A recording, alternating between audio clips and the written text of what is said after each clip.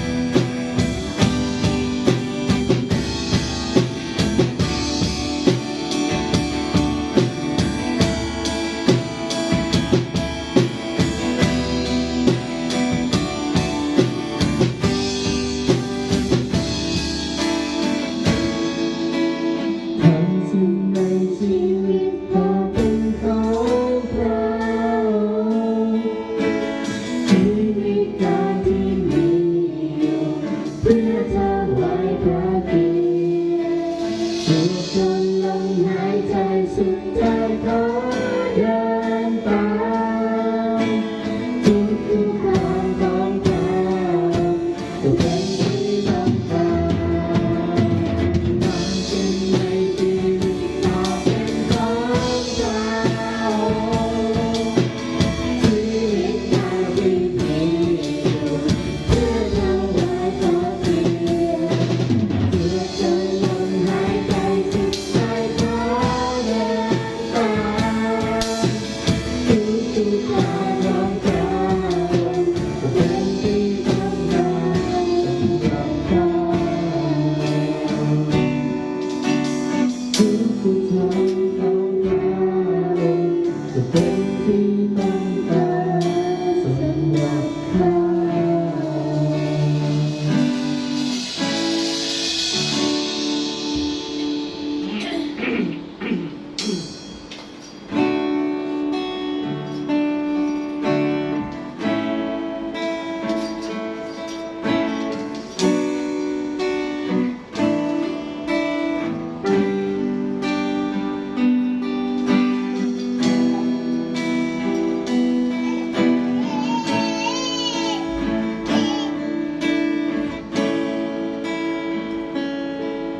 เวลา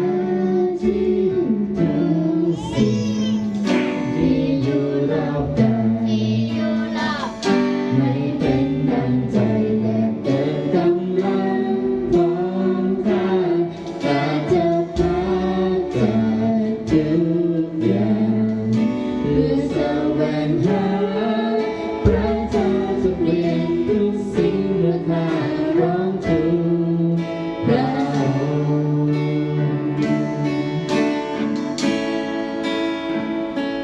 เวลานี้เมื่อทุกอย่างที่ข้าต้องเจอไม่เป็นดังใจทำตามที่ฉันเสียใจแต่หลับตาและเพ่งมองข้าเท่านั้นพระเจ้าจะเปลี่ยนทุกสิ่งที่ข้าร้องทุกข์เรา ที่ฉันวิ่งรอพบผู้จะทำเมื่อนานเพื่อใจมันเชื่อที่พลังยิ่งใหญ่แต่ทุกครั้งร้องทุกข์ด้วยความเชื่ออันมั่นคงมันมีพลังแห่งความรักนี้มา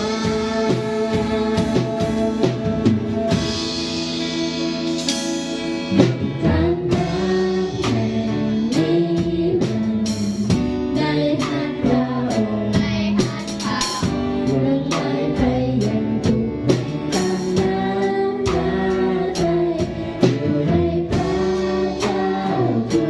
กอย่างเป็นได้เสมอพระเจ้าจะเปลี่ยนทุกสิ่งเมื่อทางของทุกเรา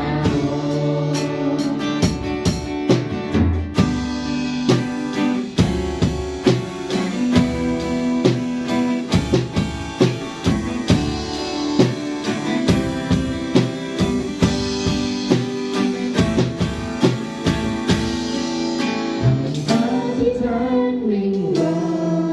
พบผู้จะทำเมื่อนาน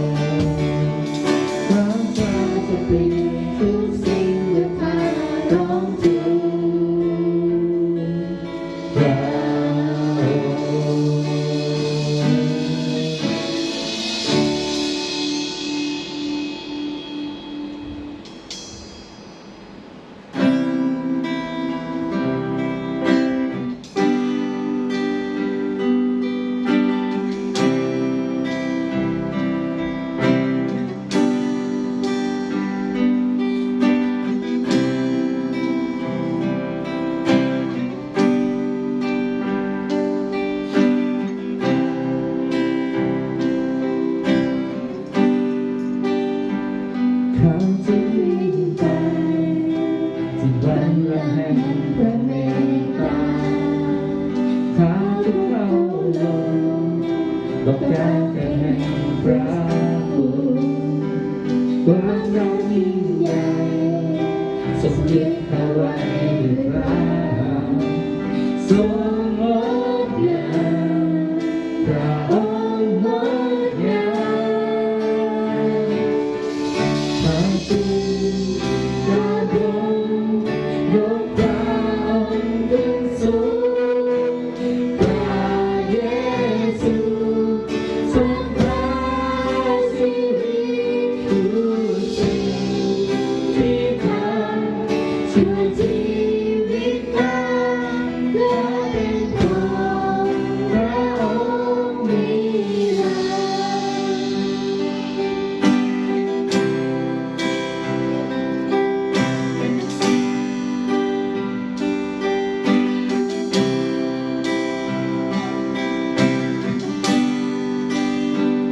ทรงเป็นราชากับร้อยแห่งการรักษาทรงเป็นพระบุตรเป็นด้วยพระคุณความจริงความรักยิ่งใหญ่ทรงนำเราด้วยพระเมตตาอาสาจารย์ทรงอาสาจารย์อาคือพระบรมยกพระองค์ขึ้นสูงพระเยซูทรงพระสิริผู้สิ่งที่ทำช่วยชีวิตข้าและเป็นของพระองค์นิรันดร์อาจึงพระบรมยกพระองค์ขึ้นสูงพระเยซูทรงพระสิริผู้สิ่งที่ทำช่วยชีวิตข้าและเป็นของพระองค์นิรันดร์ที่มีพระเจ้าเรายกเว้นที่มีพระเจ้าทรงพระสิริพระเจ้าแห่งสวรรค์และโลกช่วยให้ข้าได้มีชีวิตข้าเป็นของพระองค์นิรันดร์ที่มีพระเจ้าเรายกเว้นที่มีพระเจ้าทรงพระสิริพระเจ้าแห่งสวรรค์และโลกช่วยให้ข้าได้มีชีวิตข้าเป็นของพระองค์นิรันดร์ของจริง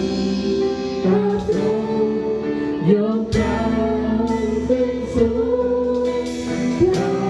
เยซูทรงพระสิริผู้สิ่งที่ทำช่วยชีวิตข้าและเป็นของพระองค์นิรันดร์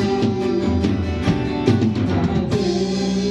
พระบรมยกพระองค์ขึ้นสูงพระเยซูทรงพระสิริผู้สิ่งที่ทำช่วยชีวิตข้า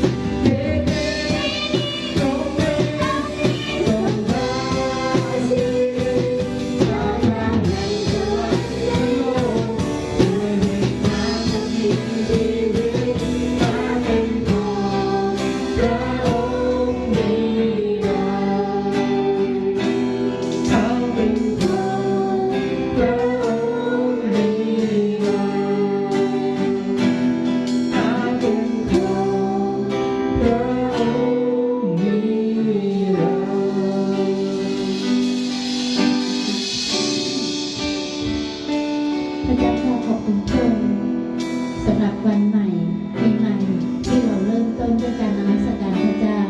และปฏิบัติรับใช้พระองค์ขอพระเจ้าได้เทพรล้นหลายให้กับเราทั้งหลายทุกคนที่อยู่ที่นี่ที่จะรับพระพรจากพระองค์อย่างเต็มเปี่ยมตลอดปีนี้เป็นนิมิตหมายอันดีในการเริ่มต้นที่จะปฏิบัติรับใช้พระองค์ขอพระเจ้าได้รับเกียรติท่ามกลางทั้งหลายทุกคนด้วยฟื้นฟูสุขภาพที่ยังอ่อนแอมีกำลังมากขึ้นพักผ่อนนอนหลับเต็มที่พรุ่งนี้เราจะกลับมารับใช้พระเจ้าด้วยสุดใจของเราข้าพเจ้าจึงสรรเสริญและขอบพระคุณพระองค์อธิษฐานในพระนามของพระมหาเยซูคริสต์เจ้าอาเมน